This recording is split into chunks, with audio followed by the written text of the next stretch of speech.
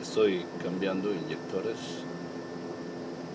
o más bien reparando inyectores de un motor International V8 diesel Trumpster. As I harness electronic my computer. This engine in particular had big trouble with the engine, with the fuel delivery, but we fix it here. It's a